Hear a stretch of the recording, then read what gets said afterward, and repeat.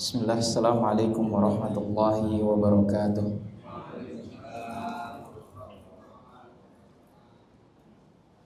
Alhamdulillah, wassalatu wassalamu ala rasulillah, amma ba'd. Alhamdulillah, kita ucapkan pada Allah subhanahu wa ta'ala, yang mana Allah telah memberikan banyak sekali kenikmatan kepada kita. Di antaranya kenikmatan untuk bisa menghadirkan majelis ilmu. Karena majelis ilmu adalah merupakan salah satu dari taman-taman surga. Kemudian kenikmatan masih diberi izin untuk bernafas sampai saat sekarang ini. Masya Allah beri umur panjang sampai saat sekarang ini. Dan itu berarti Allah subhanahu wa ta'ala masih memberi kita kesempatan untuk memperbaiki amalan-amalan kita. Allah masih memberi kita kesempatan untuk memperbaiki sholat kita. Allah masih memberi kita kesempatan untuk meninggalkan dosa-dosa yang mungkin sekarang masih kita lakukan. Allah masih memberi kita kesempatan untuk bertobat dari dosa-dosa yang pernah kita lakukan. Karena kematian bisa datang kapan saja. Ya seperti yang baru-baru kita dengar, bagaimana kecelakaan maut antara kereta api di stasiun Bekasi Timur yang menewaskan belasan orang.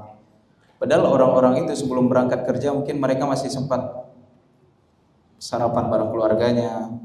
Sebelum pulang mereka masih sempat komunikasi bareng orang-orang tercinta. Tapi apa? Ternyata itu menjadi perjalanan terakhir mereka. Kita tidak tahu kapan maut menjemput kita. Kata Allah, "Aina ma takunu yudrikumul mautu walau kuntum fi burujim musyayyadah." Dimanapun kalian berada, kata Allah Subhanahu wa ta'ala, kematian pasti akan mendatangi kalian, walaupun kalian berlindung di benteng yang kokoh sekalipun. Ketika kematian sudah datang, maka tidak ada lagi kesempatan untuk kita beramal. Maka selagi Allah Subhanahu wa ta'ala masih mengkaruniakan kepada kita umur panjang, Allah masih mengizinkan kita untuk bernafas, maka pergunakan kesempatan itu sebaik-baiknya untuk menambah pahala kita, menambah bekal kita untuk hari akhir kelak. Kemudian salawat beserta salam kita kirimkan kepada Nabi kita Muhammad SAW, kepada para pengikutnya, sahabatnya, para tabi'in dan para pengikutnya hingga akhir zaman. Hadirin yang semua dirahmati Allah Subhanahu wa taala, melanjutkan pembahasan kita tentang hadis Jibril, hadis kedua dalam kitab Arba'in An-Nawawi karya Al-Imam Abu Zakaria Yahya bin Sharaf An-Nawawi. Sebelumnya kita sudah membahas sedikit pembukaan tentang hadis Jibril, dan sekarang kita akan masuk ke inti dari hadis Jibril. Di dalam hadis kedua dalam kitab Arba'in An-Nawawi, Jibril bertanya kepada Nabi SAW. Kata beliau, kata Jibril, "Akhbirni anil Islam." Beritahu kepadaku apa itu Islam.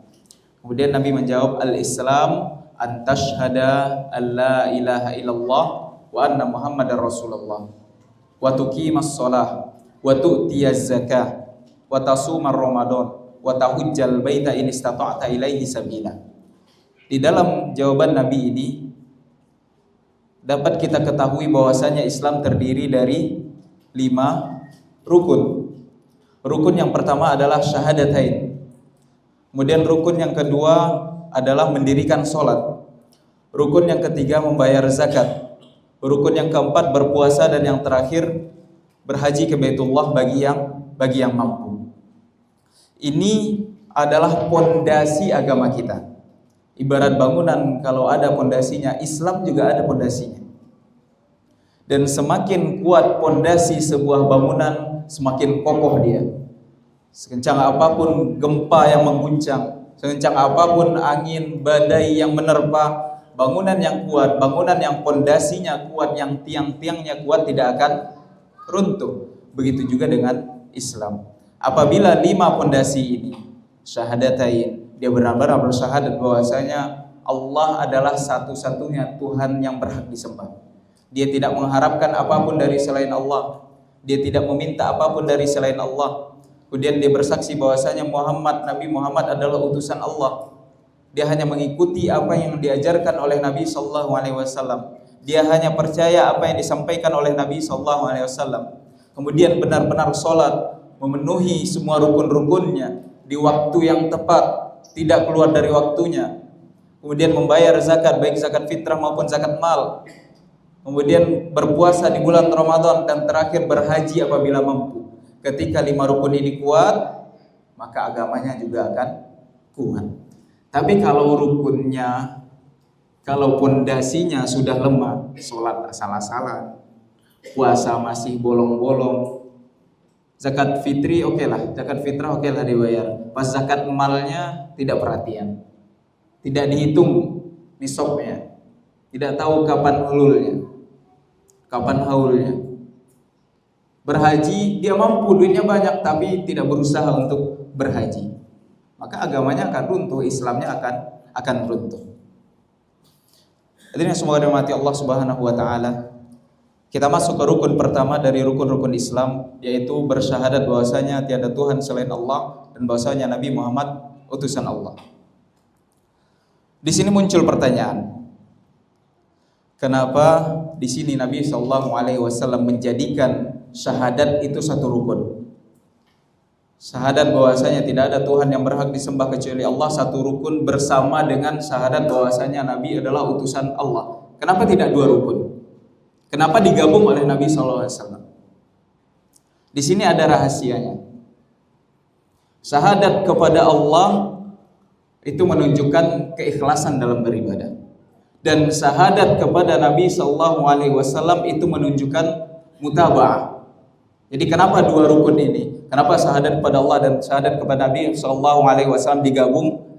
Agar menunjukkan kalau semua ibadah yang kita lakukan tidak akan diterima kecuali apabila dua syarat terpenuhi: ikhlas kepada Allah dan mutaba'ah, mengikuti sunnah Nabi SAW.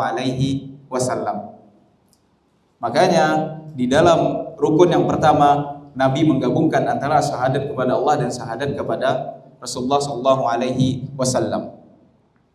Dan maksud dari syahadat, apakah cukup kita bersyahadat dengan mulut saja? Kita mengucapkan dua kalimat syahadat, asyhadu alla ilaha illallah, asyhadu anna Muhammad Rasulullah, itu sudah cukup menyelamatkan kita dari neraka? Cukup nggak Pak? Kira-kira dengan lafaz saja apakah cukup? Kenapa? Ada yang tahu? Kenapa tidak cukup dengan mulut saja?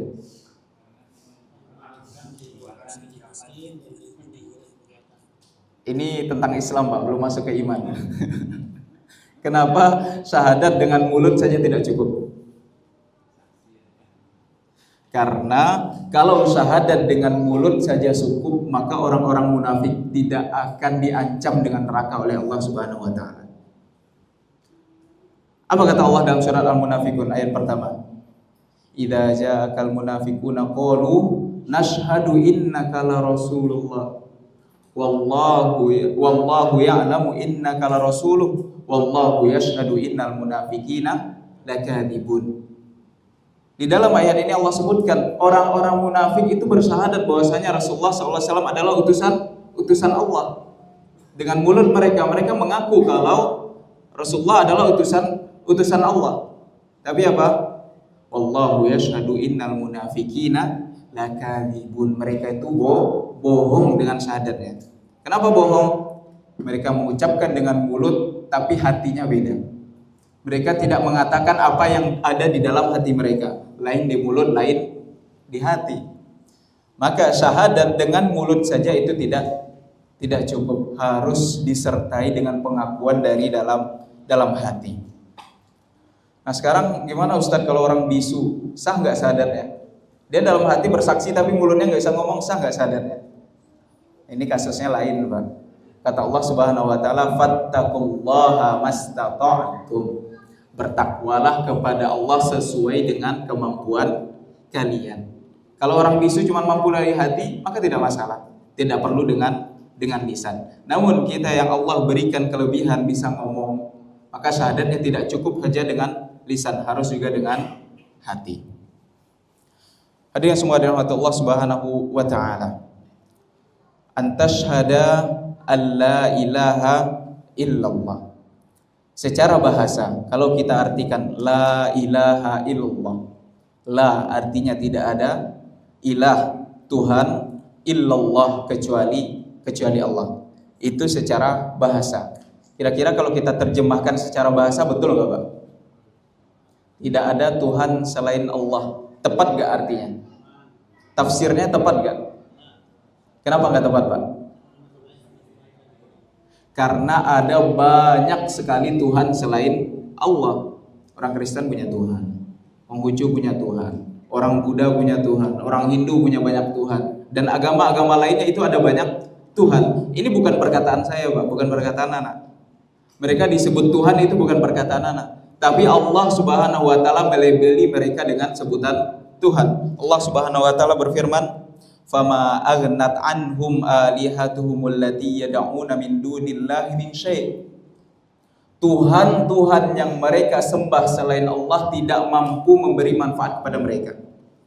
Di sini kita garis bawahi, Allah melabeli mereka dengan Tuhan.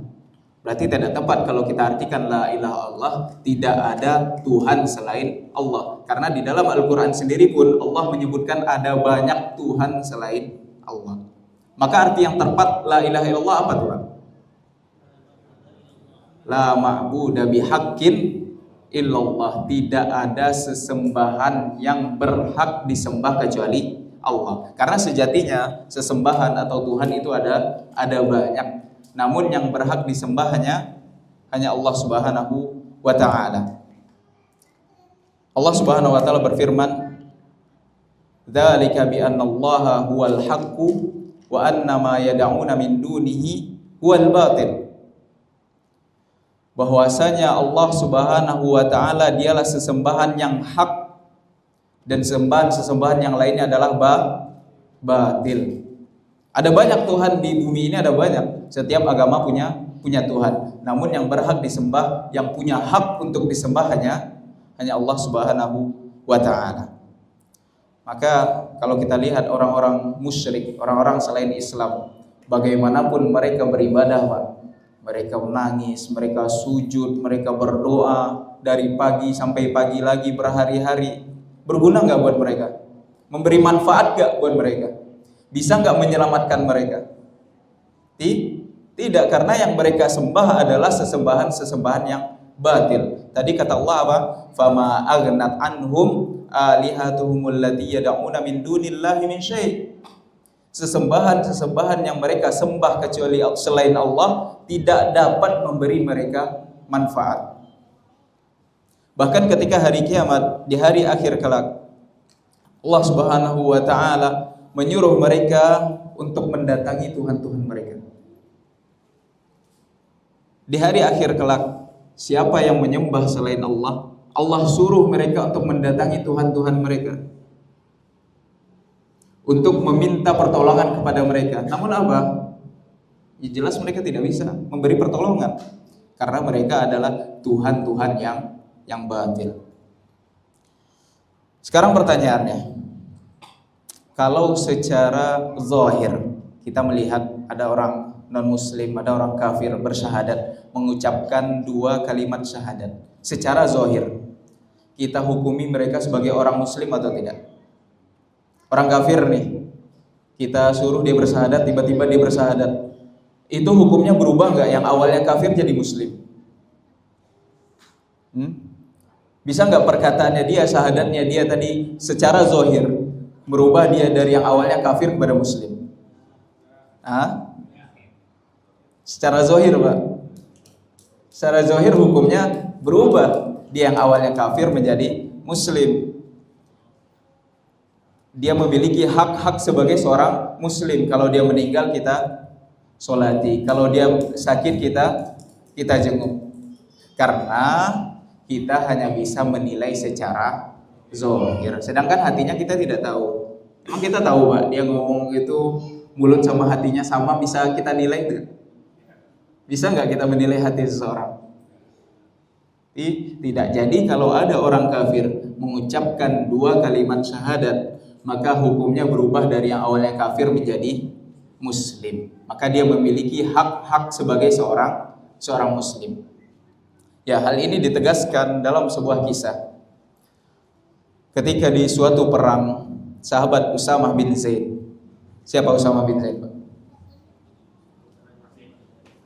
Putranya Zaid bin Harisah. Siapa Zaid bin Harisah? anak angkatnya Rasulullah SAW. Beliau memiliki sebutan hubbun Nabi, ibnu hubbin Nabi. Usamah itu adalah orang tercintanya Nabi, anak dari orang tercintanya Nabi SAW. Kenapa Zaid bin Harisah disebut orang tercintanya Nabi SAW? Ketika Islam datang, di antara orang-orang yang pertama masuk Islam dari kalangan anak-anak adalah Zaid bin Harisah. Ada sebuah kisah, Pak. Jadi ketika Zaid bin Harisah itu sebenarnya adalah seorang budak. Ya, dia seorang budak yang kemudian dibeli oleh Khadijah dan dihadiahkan kepada Nabi SAW. Suatu ketika, karena saking cintanya Nabi SAW dengan Zaid bin Harisah, Nabi angkat dia menjadi anak angkat beliau. Makanya dahulu di awal-awal keislaman populer disebutnya Zaid bin Muhammad. Zaid bin Muhammad. Kemudian turun apa? Ayat ud'uhum liabaihim, panggillah mereka sesuai dengan nama-nama ayah mereka. Nah, dahulu Zaid ini disebut Zaid bin Muhammad karena dia adalah anak angkatnya Nabi SAW. Ketika ayahnya Zaid mendengar bahwasanya Zaid berada di Mekah di bawah perlindungannya Muhammad SAW, ayahnya datang. Ayahnya datang, dia ingin membawa pulang anaknya kembali. Karena apa? Karena asalnya Zaid bin Harisah ini seorang yang merdeka sebenarnya. Dia merdeka, kemudian dibegal di tengah jalan, ditawan, diperjualbelikan sebagai seorang budak. Nah, ketika ayahnya mendengar kalau si Zaid ini berada di Mekah, si Harisahnya yang mendengar kalau si Zaid berada di Mekah, dia mendatangi Nabi SAW untuk meminta kembali anaknya. Nah, karena Nabi SAW bukan orang yang jahat, beliau adalah seorang pribadi yang sangat baik. Beliau memberi saran, bagaimana kalau kita tanya anaknya, dia mau ikut bapaknya atau ikut saya, kata Nabi SAW. Kemudian ketika Zaid dihadirkan, si Zaid disuruh pilih, ini bapakmu, dia ingin membawa kamu pulang. Kamu ingin pulang sama bapakmu atau tetap sama saya, kata Nabi SAW. Yang dipilih Zaid siapa? Bapaknya atau Nabi? Zaid lebih memilih Nabi SAW. Nah, ketika itulah Nabi bilang, ini anak saya Zaid bin Muhammad. Itulah awal mulanya Zaid menjadi orang tercintanya Nabi SAW. Nah, pemilik kisah ini Usamah bin Zaid, anak dari Zaid bin Harisah. Beliau adalah sahabat muda. Ketika Nabi SAW meninggal, umur beliau masih belia, masih belasan tahun. Namun yang luar biasanya, ya mungkin kalau kita lihat sekarang anak belasan tahun, anak SMP, SMA masih ingusan Pak ya, belum bisa apa-apa. Nah, Zaid ini Masya Allah ya, di umur segitu dijadikan panglima perang oleh Nabi SAW. Yang di bawah beliau siapa? Bukan pemuda-pemuda lain, bukan yang seangkatan-seangkatannya si Usamah ini, bukan. Tapi yang di belakangnya Usamah, yang menjadi pasukannya Usamah adalah kibarus sahabat. Di antaranya ada Abu Bakar dan Umar. Ini Masya Allah ya, seorang Usamah bin Zaid. Walaupun usianya masih belia, Nabi SAW menjadikan beliau panglima perang yang membawahi kibarus sahabat. Kembali ke cerita. Di suatu perperangan, Usamah bin Zaid sedang mengejar seorang kafir yang kabur. Sedang dikejar, pas mau ditangkap, mau dibunuh, si kafir ini bersyahadat, asyhadu an la ilaha illallah wa anna muhammadar rasulullah, katanya. Tapi apa? Sama Zaid ini langsung dibunuh. Karena ketika itu si Zaid berpikir, si Usamah ini berpikir kalau orang ini mengucapkan syahadat agar tidak dibunuh. Lalu ketika cerita ini, kisah ini didengar oleh Rasulullah SAW, apa kata Nabi SAW? Apakah engkau membunuh orang yang telah mengucapkan syahadat? Kata Usamah, wahai Rasulullah, dia mengucapkan syahadat hanya untuk berlindung agar tidak dibunuh. Nabi mengulangi lagi, apakah engkau membunuh orang yang telah mengucapkan syahadat? Kemudian kata Usamah apa?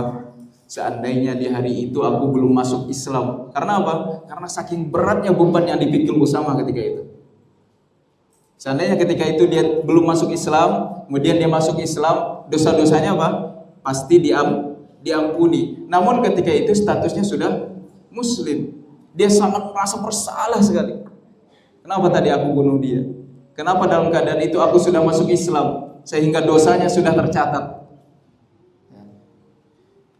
Pelajarannya di sini, orang kafir tadi kita tidak tahu apakah dia mengucapkan kalimat syahadat karena takut atau memang karena ikhlas dari dalam hati. Namun apa? Nabi tetap menghukumi dia sebagai seorang muslim yang telah bersyahadat. Maka kita sebagai manusia yang hanya bisa menilai zahirnya saja, bukan batinnya, ketika ada orang yang bersyahadat, statusnya otomatis berubah dan dia memiliki hak-hak sebagai saudara kita sesama muslim. Hadirin semua dirahmati Allah Subhanahu wa taala. Kemudian wa antashhada anna Muhammadan Rasulullah. Bersahadat bahwasanya Muhammad sallallahu alaihi wasallam adalah utusan Allah. Kalimat Rasul itu berarti seorang manusia yang diwahyukan oleh Allah Subhanahu wa taala suatu syariat. Perbedaan antara nabi dan rasul di sini ada khilaf antara ulama. Ada dua khilaf tentang perbedaan antara nabi dan rasul. Pendapat yang pertama, rasul adalah orang yang diutus oleh Allah, diberikan wahyu oleh Allah, diperintahkan untuk menyampaikan risalah. Sedangkan nabi adalah orang yang diutus oleh Allah, diberi wahyu oleh Allah, namun tidak diperintahkan untuk menyampaikan risalah. Ini pendapat yang pertama. Pendapat yang kedua, Rasul adalah orang yang diwahyukan oleh Allah, diberi risalah oleh Allah, risalah tersendiri khusus untuk Rasul tersebut. Adapun nabi adalah orang yang diberi risalah oleh Allah dari risalah nabi-nabi atau rasul-rasul sebelumnya. Contohnya Nabi Daniel. Ya, di antara nabi-nabi Bani Israel ada namanya Nabi Daniel. Itu dia tidak datang dengan risalah dia tersendiri. Dia membawa risalah Taurat, risalahnya Nabi Musa. Nah, itu perbedaan antara nabi dan rasul. Namun yang lebih kuat adalah pendapat yang pertama. Rasul adalah yang diberi perintah oleh Allah untuk menyampaikan risalah, sedangkan nabi adalah yang tidak diperintahkan oleh Allah untuk menyampaikan risalah. Nah, di sini Nabi SAW merupakan nabi dan rasul Allah Subhanahu wa taala yang terakhir. Yang pertama siapa? Rasulullah yang pertama siapa? Coba kira-kira Pak, siapa? Nabi Nuh. Sebagian sejarawan menyebutkan Rasul yang pertama adalah Nabi Idris. Namun ini sebuah kekeliruan. Rasul yang pertama adalah Nabi Nuh. Sedangkan sebelum Nabi Nuh itu semua manusia berada di atas agama yang satu. Mereka semuanya menyembah Allah Subhanahu wa taala. Sampai datanglah bisikan-bisikan dari syaitan. Sebelumnya di generasi pertama nih ada orang soleh meninggal.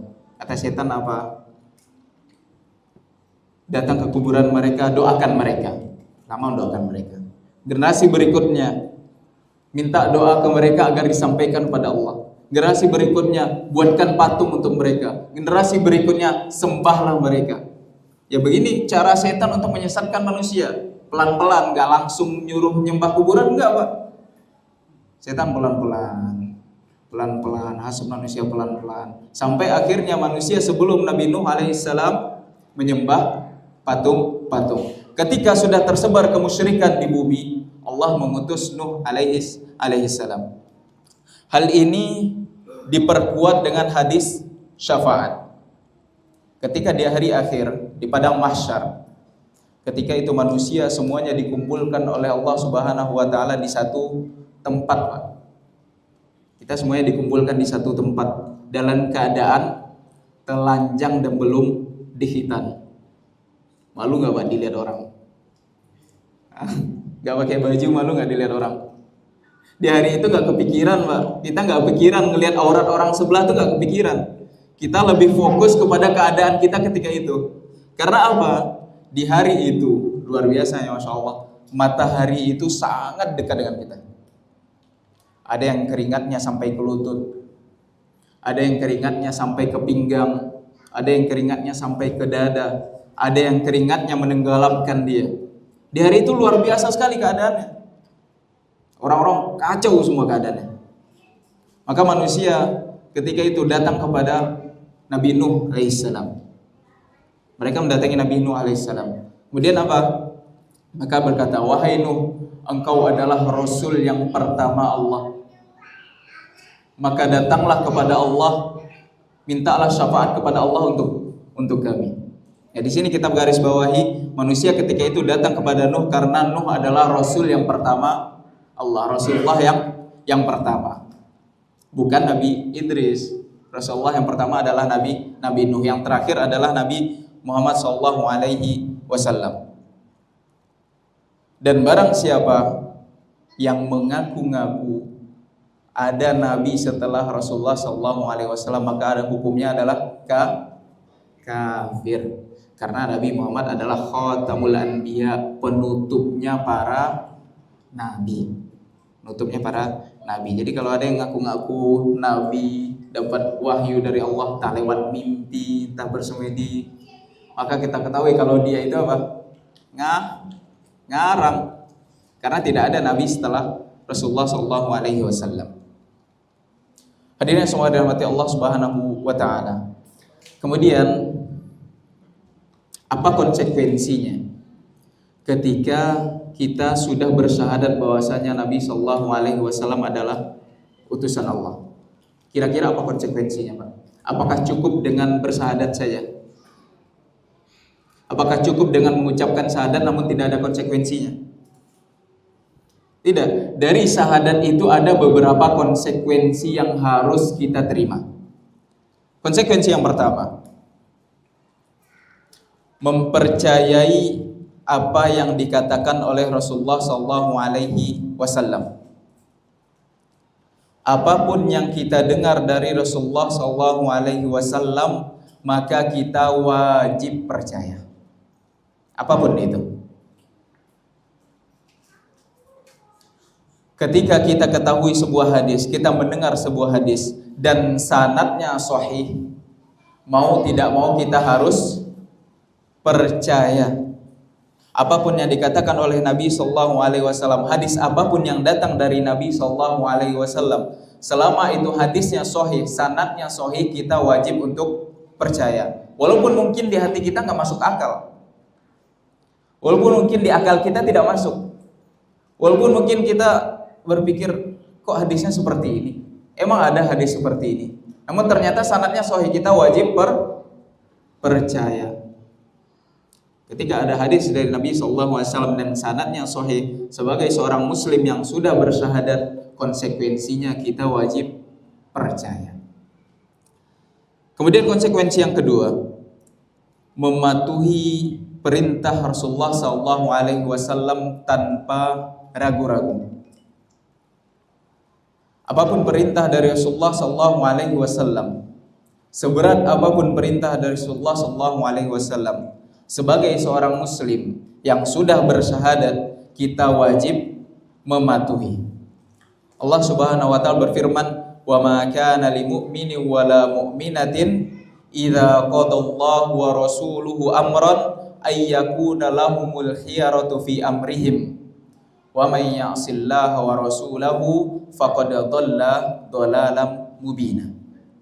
Kata Allah Subhanahu wa taala, tidak pantas sebagai seorang mukmin atau mukminah apabila ada perintah dari Allah dan Rasulnya, dia mencari jalan lain, dia mencari pilihan lain.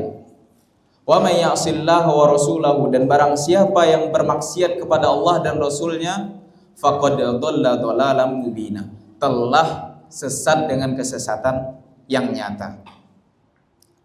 Terkadang, Pak, kita merasa keberatan dan sebagian perintah Rasulullah SAW.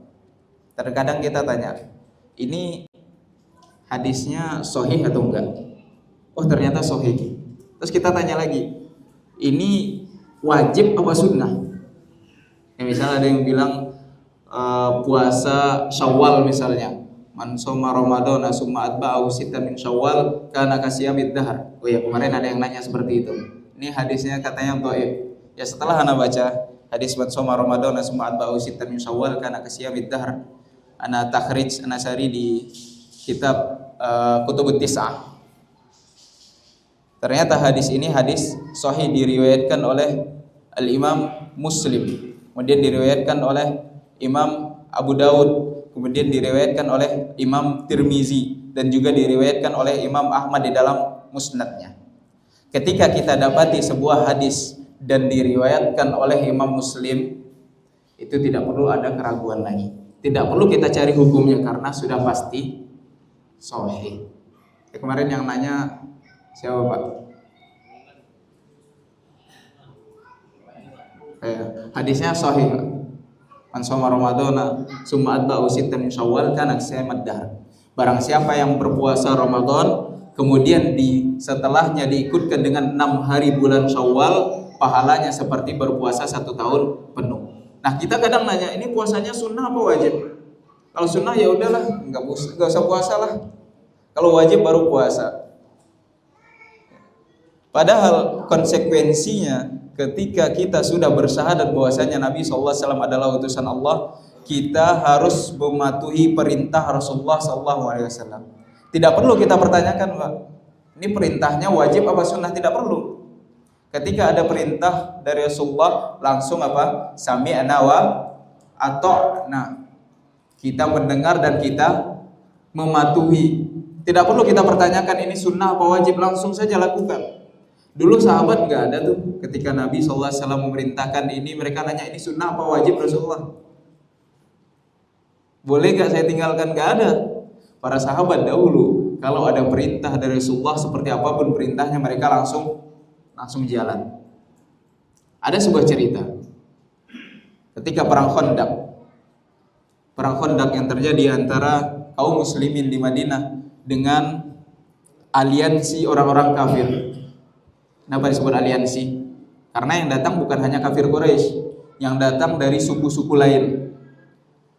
Ketika perang Khandaq, keadaan ketika itu sedang musim dingin. Coba kita tanya Ustaz Agil. Ustaz, kalau di Saudi musim dingin gimana Ustaz suhunya? 6 derajat. Kalau di tempat saya di Zulfi kuliahnya, itu pernah sekali sampai 0. Dinginnya kayak gitu, Pak. Anginnya kencang, suhunya rendah. Yang punya asma tuh habis. Anginnya kencang, suhunya rendah. Di suatu malam Rasulullah SAW memerintahkan seorang sahabat bernama Hudzaifah bin Yaman untuk memantau keadaan kafir Quraisy, untuk memantau keadaan pasukan musuh. Ya, ketika itu sedang musim dingin, anginnya kencang, suhunya dingin. Rasulullah memerintahkan sahabat ini untuk keluar memantau keadaan musuh. Kira-kira kita mau nggak, Pak? Angin kencang nih. Kalau zaman dulu nggak kayak sekarang. Kalau sekarang kan udah ada jaket tebal, udah ada kupluknya. Telinga bisa tutup pakai apa tuh namanya yang kayak headset tuh, bisa tutup dengan itu. Kalau dulu enggak, Pak. Dulu mereka hanya pakai selai kain. Kain di atas, kain di bawah, kayak orang-orang umroh. Dahulu seperti itu. Hudzaifah bin Yaman ketika itu keberatan kan? Kalau kita nih sekarang nih, suruh keluar malam-malam misalnya dengan keadaan yang seperti itu, kita mau nggak, Pak? Mau nggak? Jujur nggak mau. Nah, ketika itu sahabat Hudzaifah bin Yaman tidak mempertanyakan perintah Nabi SAW, dia langsung sami'na wa ata'na, langsung keluar. Dia tidak mempertanyakan perintah Nabi SAW. Dia tidak mencari jalan lain, dia tidak mencari pilihan lain. Ketika ada perintah dari Nabi SAW, dia langsung keluar, dia langsung jalan. Seperti itulah hendaknya kita sebagai seorang muslim. Kita sudah bersyahadat nih, kita sudah yakin dengan hati bahwasanya Rasulullah adalah utusan Allah. Yang disampaikan oleh Rasulullah adalah wahyu. Wa ma yantiqu 'anil hawa in huwa illa wahyu yuha. Apa yang dikatakan oleh Nabi SAW bukanlah berdasarkan hawa nafsu, tapi perkataannya adalah wahyu yang diwahyukan oleh Allah Subhanahu wa taala. Kita harus yakini itu. Ketika ada hadis dari Nabi SAW dan hadisnya sahih, kita wajib mematuhi. Karena itu adalah konsekuensi dari kalimat syahadat yang kita ucapkan. Jangan sampai nanti misalnya ada larangan dari Rasulullah SAW tidak boleh makan anjing misalnya. Kita bilang kan di Al-Quran nggak ada yang bilang anjing najis dalam Al-Quran. Nggak ada larangannya dalam Al-Quran makan anjing misalnya. Tepat nggak kayak gitu? Emang kita bisa beragama hanya dengan Al-Quran? Bisa nggak Pak kita beragama hanya dengan Al-Quran? Kita tidak menerima hadis, bisa nggak? Ada loh sebagian kaum muslimin yang bilang bisa. Ada loh sebagian orang yang bilang bisa. Coba deh bukti mudahnya, bisa nggak kita sholat hanya mengandalkan Al-Quran? Ada nggak di dalam Al-Quran tata cara sholat Pak? Ada nggak dalam Al-Quran yang bilang kalau sholat harus takbiratul ihram, kemudian sujud, ruku, i'tidal, baca apa, bacaannya apa? Ada nggak di dalam Al-Quran? Dari mana kita dapat? Dari hadis Nabi SAW. Maka apapun perintah dari Rasulullah, apapun larangan dari Rasulullah, jangan kita cari-cari jalan lain, langsung taati. Ketika ada perintah langsung kita kerjakan, ketika ada larangan langsung kita tinggalkan. Jangan cari-cari alasan. Tidak perlu kita pertanyakan apakah ini wajib atau sunnah. Tidak perlu. Tidak perlu kita cari-cari, oh ini ada apa enggak di Al-Quran nih, wahyu atau bukan nih. Karena apapun yang disebutkan oleh Nabi SAW itu adalah wahyu, walaupun tidak ada di dalam Al-Quran. Kemudian konsekuensi yang ketiga, tidak mendahulukan perkataan manusia di atas perkataan Rasulullah SAW siapapun orangnya. Perkataan Nabi SAW harus kita tempatkan di nomor 1. Tidak boleh diletakkan di bawah orang lain siapapun orangnya. Misal seperti ini, itu nggak boleh loh ada hadisnya. Tapi kata kiai ini boleh kok, kata Habib ini boleh kok. Tepat nggak kayak gitu? Sebagai seorang Muslim tepat nggak Pak kayak gitu? Tidak tepat, karena apa? Konsekuensi dari syahadat kita kepada Nabi SAW tidak boleh mendahulukan perkataan orang lain dari perkataan Nabi SAW siapapun orangnya. Bahkan dahulu sahabat Abdullah bin Umar pernah murka. Karena apa? Beliau menyampaikan hadis, orang-orang yang mendengarkan bilang apa? Loh, kata Abu Bakar kayak gini, kata Umar kayak gini. Apa jawaban Abdullah bin Umar? Yusaku antunazzala alaikum hijaratun minas sama. Ditakutkan akan turun batu-batu dari langit kepada kalian. Kenapa? Qultu qaula Rasul sallallahu alaihi wasallam wa taqulun qaulu Abu Bakar wa Umar. Aku menyampaikan hadis Nabi sallallahu alaihi wasallam tapi kalian bilang Umar, Abu Bakar berkata seperti ini. Ya. Itu perkataan Abu Bakar dan Umar. Bagaimana kalau perkataan kita? Bagaimana kalau perkataan Ustadz, Kiai, Habib atau siapapun? Boleh nggak didahulukan dari perkataan Nabi SAW? Tidak boleh. Jadi apapun hadisnya, kita harus mendahulukan perkataan Nabi SAW dari perkataan orang lain, siapapun dia, Kiai, Ustadz, Habib, ulama, siapapun, semuanya harus mengikuti perkataan Nabi SAW dan tidak boleh mendahulukan perkataan orang lain dari perkataan Nabi SAW. Kemudian yang keempat, tidak boleh membuat ibadah di dalam agama Allah yang tidak pernah diperintahkan oleh Rasulullah SAW. Ini merupakan konsekuensi dari syahadat kita kepada Rasulullah SAW. Kita sudah meyakini bahwasanya Rasulullah adalah utusan Allah Subhanahu wa Ta'ala. Dan di dalam Al-Quran Allah Subhanahu wa Ta'ala berfirman, Al-yawma akmaltu lakum dinakum wa atmamtu alaikum ni'mati wa raditu lakumul Islam madinah. Pada hari ini, kata Allah, telah aku sempurnakan bagimu agamamu. Islam telah sempurna, semuanya sudah disampaikan oleh Allah. Semuanya. Semuanya sudah disampaikan oleh Allah kepada Rasulullah SAW. Kemudian Rasulullah juga sudah sampaikan semuanya, bahkan dalam hal-hal yang kecil, Pak. Dalam adab buang air misalnya, itu disampaikan oleh Rasulullah SAW. Dalam adab berjima misalnya, akramakumullah, itu sudah disampaikan oleh Rasulullah SAW.